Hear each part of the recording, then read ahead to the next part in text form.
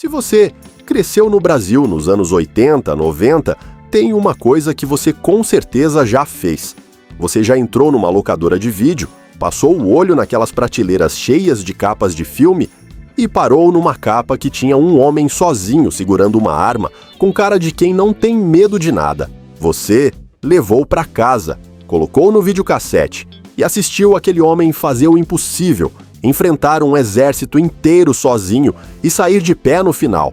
Esse homem era Chuck Norris. A gente cresceu com ele.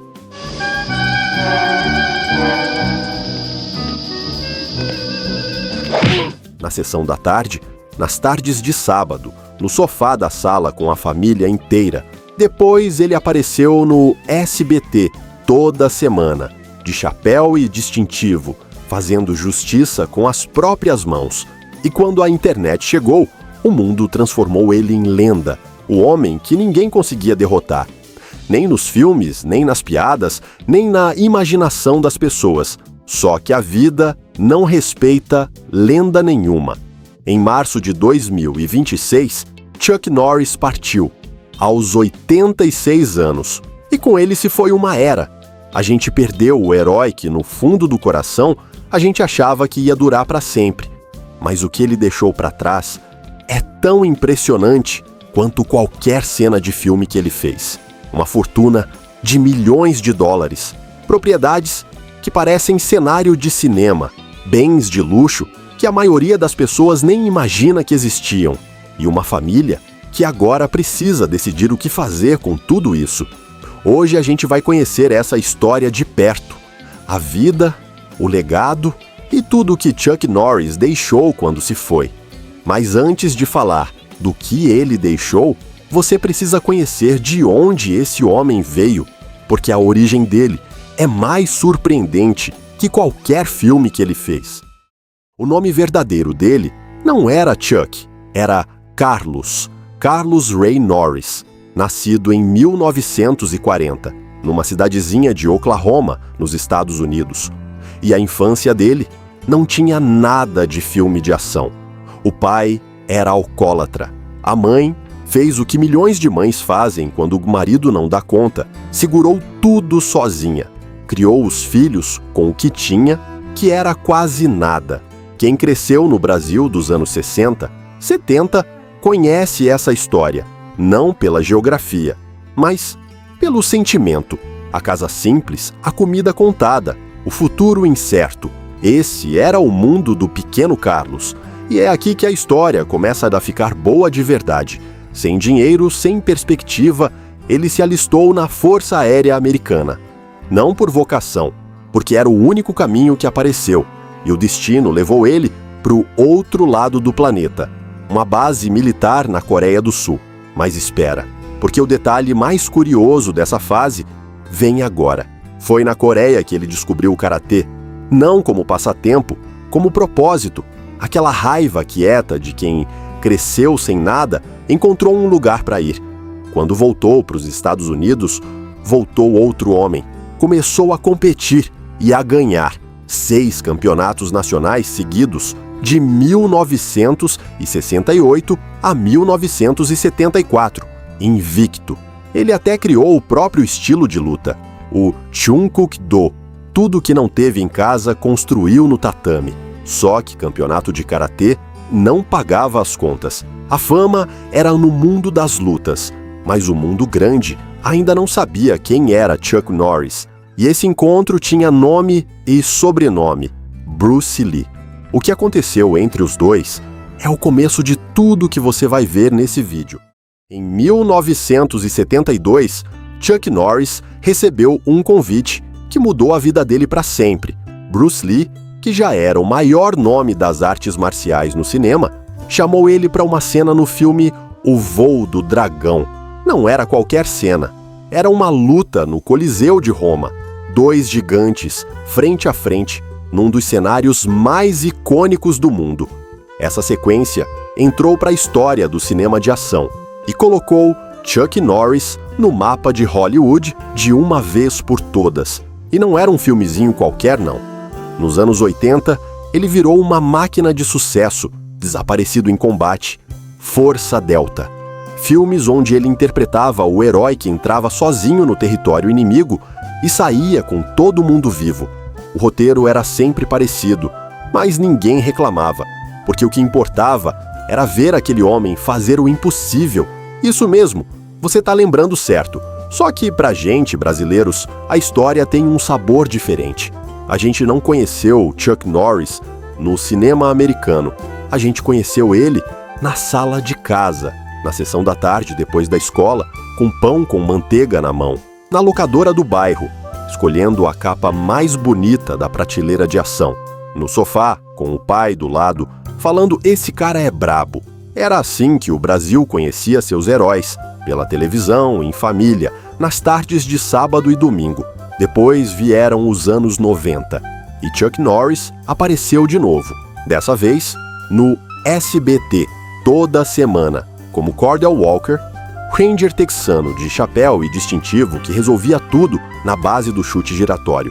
Walker, Texas Ranger, durou 8 temporadas. No auge, era um dos 10 programas mais assistidos da TV americana. Mas o mais curioso é o que estava acontecendo fora das câmeras. Quando parecia que Chuck Norris ia sumir da memória, a internet ressuscitou ele. Os Chuck Norris Facts, aquelas piadas que transformaram o homem em mito. Chuck Norris já contou até o infinito, 2 vezes. A morte teve Covid e pegou de Chuck Norris. O mundo inteiro ria. E no fundo, todo mundo acreditava um pouquinho. A gente ria, admirava e nunca parou para pensar numa coisa. Enquanto o mundo fazia piada, Chuck Norris estava ficando muito rico. E quase ninguém percebeu. A maioria das pessoas olhava para o Chuck Norris e via um ator de filme de ação. O cara dos chutes, dos tiros, das explosões, e faz total sentido pensar assim. Ele passou a vida inteira na frente das câmeras fazendo exatamente isso. Só que a realidade era bem diferente. Chuck Norris morreu com um patrimônio estimado em 70 milhões de dólares americanos.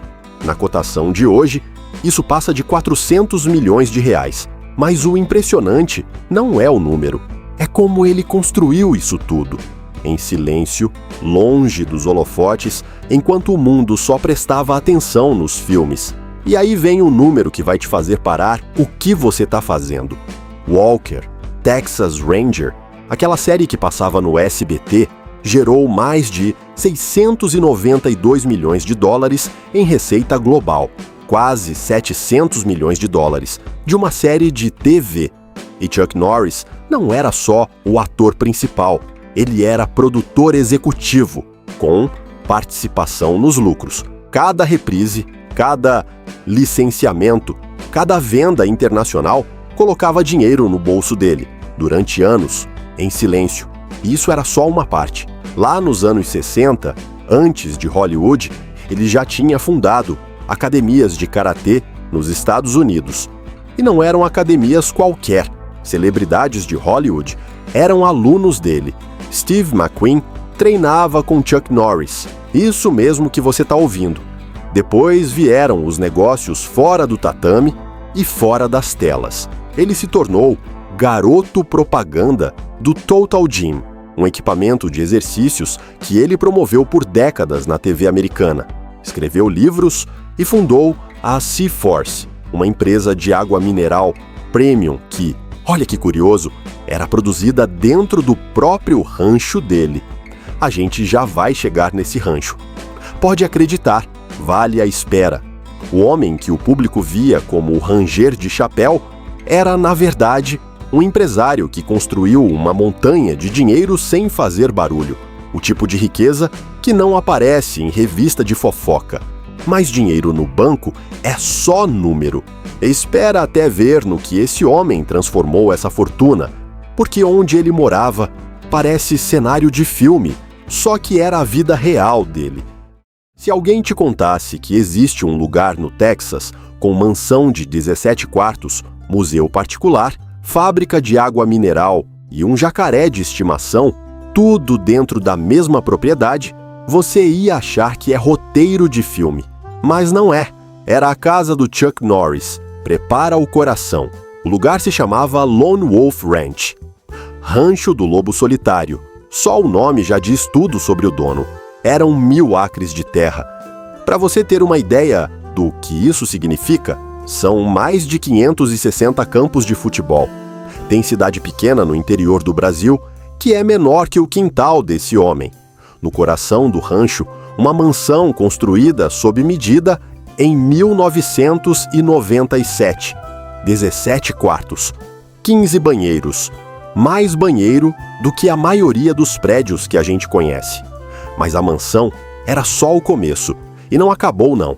Dentro da propriedade tinha uma academia completa com um dojo exclusivo para artes marciais, porque o homem não ia treinar no tatame dos outros. Tinha estábulos para cavalos, lago privado, pista de pouso para avião particular. Isso mesmo, o rancho tinha aeroporto próprio. Jura que é verdade? É. E tinha um museu particular, dedicado à própria vida e carreira de Chuck Norris, dentro da própria casa, com troféus, fotos, recordações de décadas de filme e luta. O homem montou um museu de si mesmo no quintal. Mas espera, porque tem mais. Chuck Norris e a esposa fundaram uma empresa chamada Seaforth Bottling Co., uma fábrica de água mineral. E onde ficava essa fábrica? Dentro do rancho. A água era extraída do próprio terreno, filtrada naturalmente por rochas vulcânicas subterrâneas. E rancho produzia a própria água, gerava a própria energia, tinha segurança privada, era autossuficiente. Um mundo dentro de um mundo. O tipo de lugar que a gente vê em filme e fala: isso não existe de verdade. Existia. Era a casa dele. Ah, e o jacaré. Sim, tinha um jacaré de estimação vivendo na propriedade. Porque quando você é Chuck Norris, até o animal de estimação precisa ser perigoso. E como se o Texas não fosse suficiente, ele ainda tinha um segundo refúgio, no Havaí, uma propriedade de 548 acres na ilha de Kauai, comprada por 7 milhões de dólares americanos, mais de 40 milhões de reais. Uma casa de férias de 1.900 metros quadrados com vista para as montanhas. A casa de férias dele era maior que a maioria dos hotéis que a gente conhece. Esse era o mundo particular de Chuck Norris, lugar onde o homem que o Brasil inteiro assistia na sessão da tarde vivia quando as câmeras desligavam. O rancho era onde ele vivia. Mas espera até ver o que ele guardava na garagem e no hangar, porque a coleção é tão impressionante quanto a propriedade. Quando a gente pensa em ator milionário de Hollywood, a primeira imagem que vem na cabeça é uma garagem cheia de Ferrari, Lamborghini, carro importado que custa mais que apartamento. E faz sentido pensar assim, é o que a maioria faz, só que Chuck Norris não era a maioria. E aí é que fica interessante, na garagem dele, o que mais tinha era caminhonete, Ford F-150, Dodge Ram, Toyota Land Cruiser, máquinas brutas, feitas para aguentar poeira, estrada de terra e trabalho pesado. O tipo de veículo que combina com rancho, não com tapete vermelho. Isso dizia muito sobre quem ele era de verdade, mas não pensa que faltava potência naquela garagem. O primeiro carro dele foi um Ford Mustang, 1969, e um dos favoritos pessoais era um Dodge Challenger do começo dos anos 70. Muscle Cars, carros de força bruta, motor barulhento, sem frescura nenhuma. O tipo de carro que o pai ou o tio do espectador tinha pôster na parede ou sonhava em ter. Mas tem um detalhe que quase ninguém sabe sobre essa coleção. No meio das caminhonetes e dos clássicos, tinha uma Ferrari F8 Tributo, avaliada em mais de 300 mil dólares americanos, quase 2 milhões de reais. O único luxo ostensivo da garagem inteira, como se ele tivesse se permitido um capricho no meio de tanta praticidade. E a garagem era só o chão, porque Chuck Norris também voava, literalmente. Ele era piloto licenciado desde os tempos de Força Aérea. Tinha avião particular e usava aquela pista de pouso no rancho para decolar e aterrissar quando queria. O homem saía de casa de avião, da própria pista, no próprio quintal. E os tesouros? O traje original de Walker, o chapéu Stetson, a jaqueta de couro, o distintivo de Ranger, a pistola, foi doado ao Hall da Fama do Texas Ranger em Waco. Cinturões de campeão, faixas pretas de alto grau, pedaços de uma vida inteira de conquistas. Depois que ele partiu, o mercado de colecionáveis explodiu. Fotos autografadas, pôsteres vintage dos filmes dos anos 80, brinquedos da linha Karate Commandos. Tudo disparou de preço nos sites de leilão. O mundo queria um pedaço do mito. Tudo isso, o rancho, os carros, os aviões, os tesouros, ficou para trás. E aí vem a pergunta que não quer calar. Quem ficou com tudo isso? E é aqui que a história ganha um peso diferente. Chuck Norris morreu em março de 2026. Tinha 86 anos. O homem que enfrentou exércitos no cinema, que a internet jurava que era imortal, partiu como todo mundo parte, em silêncio, e deixou para trás uma fortuna de 70 milhões de dólares americanos, mais de 400 milhões de reais, que agora precisa de novos donos.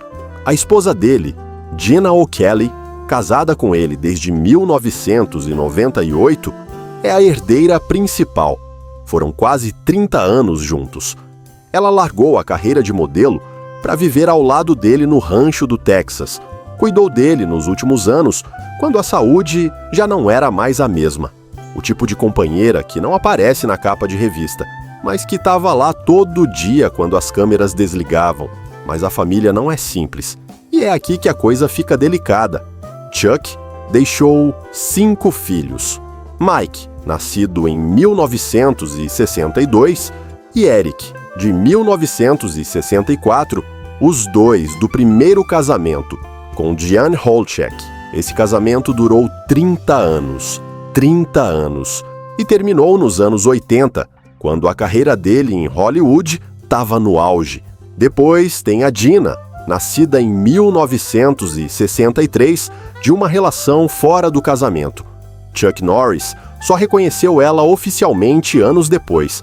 Imagina crescer sabendo quem é seu pai, vendo ele na televisão, nos filmes, e ele não reconhece você publicamente. Isso carrega um peso que dinheiro nenhum resolve. E por último, os caçulas, Dakota e Danny Lee, gêmeos nascidos em 2001, do casamento com Jenna. Tinham 25 anos quando o pai partiu. Cresceram dentro daquele rancho, com o museu do pai no quintal, o jacaré no lago e o avião na pista. Um mundo completamente diferente do mundo dos irmãos mais velhos. Mas tem uma parte dessa divisão que quase ninguém comenta. Até agora, nenhum testamento veio a público. Pela lei do Texas, onde ele morava, a viúva fica com a parte maior do patrimônio. O restante é dividido entre os filhos em partes iguais. Parece justo no papel. Mas na vida real, quando tem filhos de casamentos diferentes, idades que vão dos 24 aos 63 anos, uma filha que passou décadas sem reconhecimento e 2 mundos completamente distintos dentro da mesma família. Justo é uma palavra que cada um entende de um jeito. Tem quem diga que o certo é dividir igual para todo mundo. Sangue é sangue. Mas tem quem argumente que quem conviveu mais, quem esteve presente no dia a dia, quem abriu mão de coisas para ficar ao lado, deveria receber mais. E aí fica a pergunta para você. Só que a herança de Chuck Norris vai muito além de dinheiro em conta. São propriedades, empresas funcionando e, principalmente, direitos. Royalties de filmes, royalties de Walker, Texas Ranger, licenciamentos de imagem. Tudo isso continua gerando renda. Por anos, talvez por décadas. A família Norris vai receber dinheiro de coisas que ele gravou nos anos 90. O trabalho dele continua pagando as contas mesmo depois que ele se foi. E no fim das contas, quando a gente para e olha para tudo isso, o rancho, os milhões, os carros, os aviões, os tesouros, a família complicada, a gente percebe uma coisa que vai além de qualquer número. O homem que o mundo inteiro achava imortal, era, no fundo, um pai de família. Um cara que errou, que acertou, que construiu, que magoou gente no caminho e que tentou consertar o que dava para consertar. Igual a muita gente que a gente conhece. Igual, talvez, a alguém da sua própria família. A diferença entre Chuck Norris e o seu avô, o seu pai, o seu tio que trabalhou a vida inteira, não é o sentimento, é a escala. Porque, no fundo, todo homem que constrói alguma coisa na vida está pensando a mesma coisa. Quero deixar algo para quem eu amo. Seja um rancho de 1000 acres no Texas ou uma casinha no interior do Brasil. O sentimento é o mesmo. Chuck Norris partiu. Mas o que ele construiu, dentro e fora das telas, vai continuar aqui por muito tempo. E no fim das contas, quando a gente para e olha para tudo isso, o rancho de 1000 acres, os 70 milhões de dólares americanos, os carros, os aviões, os tesouros, a família dividida, a gente percebe uma coisa que vai além de qualquer número, além de qualquer manchete, além de qualquer piada da internet. Chuck Norris não era um personagem, era um homem que nasceu sem nada, que cresceu numa casa onde o pai bebia e a mãe segurava tudo sozinha, que foi para o outro lado do mundo sem saber o que ia encontrar, que descobriu um propósito por acaso, num tatame na Coreia do Sul, e que transformou esse propósito numa vida que ninguém, nem ele mesmo, poderia ter imaginado. E aí é que fica interessante, porque quando a gente olha para a trajetória inteira do moleque Carlos Ray Norris até o homem que morava num rancho com museu da própria vida e jacaré de estimação, o que a gente vê não é só uma história de sucesso, é uma história de construção, tijolo por tijolo, filme por filme, luta por luta, negócio por negócio. O mundo conheceu Chuck Norris como o cara que não morria nos filmes, o cara que enfrentava exércitos sozinho, o cara que a internet transformou em lenda imortal. Mas por trás de tudo isso, existia um homem que acordava todo dia e trabalhava, que investia, que planejava, que pensava no futuro, que errou, e errou feio em algumas partes da vida pessoal, que magoou gente, que demorou anos para reconhecer uma filha, que viu um casamento de 30 anos acabar, mas que também tentou consertar o que dava para consertar, que casou de novo, que construiu de novo, que recomeçou. E isso, para mim, é mais impressionante que qualquer rancho de 1000 acres, porque recomeçar é a coisa mais difícil que existe. E todo brasileiro sabe disso. Quem viveu a inflação dos anos 80, quem viu o dinheiro sumir de um dia para o outro com os planos econômicos, quem perdeu emprego, quem teve que se reinventar aos 40, aos 50, sabe exatamente o que é olhar para frente quando tudo ao redor diz para desistir. Chuck Norris fez isso, de um jeito diferente, numa escala diferente, num país diferente. Mas o sentimento é o mesmo. E sabe o que é mais curioso de tudo? No fim, o que ele deixou de mais valioso não tá no rancho, não tá na garagem, não tá nos cofres, tá na memória das pessoas, tá no sorriso de quem lembra da sessão da tarde, na risada de quem compartilhou uma piada de Chuck Norris pelo WhatsApp, na nostalgia de quem entrava numa locadora e escolhia a capa mais bonita da prateleira. Isso nenhum testamento divide. Isso nenhum herdeiro herda sozinho. Isso é de todo mundo que viveu aquela época e carrega essas lembranças. A diferença entre Chuck Norris e o seu avô, o seu pai, o seu tio que trabalhou a vida inteira não é o talento. Não é a sorte, é a escala. Porque no fundo, todo homem que constrói alguma coisa na vida está pensando a mesma coisa. Quero deixar algo para quem eu amo. Seja um rancho de 1000 acres no Texas ou uma casinha no interior do Brasil. Seja uma fortuna de milhões ou uma aposentadoria apertada que dá para o básico. O sentimento é o mesmo. Chuck Norris partiu. O herói que a gente achava que ia viver para sempre se foi. Mas o que ele construiu, dentro e fora das telas, vai continuar aqui por muito tempo. E agora eu quero saber de você. Me conta aqui nos comentários, qual foi o seu primeiro contato com Chuck Norris foi na locadora, na sessão da tarde, em Walker Texas Ranger ou nas piadas da internet? Deixa aqui embaixo, eu quero ler. Deixa seu like, se inscreve no canal e ativa o sininho para não perder nenhum vídeo. E se você gostou dessa história, prepara, porque no próximo vídeo a gente vai mostrar a fortuna absurda que outro ídolo da sua infância deixou para trás. Você não vai acreditar quando souber quem é.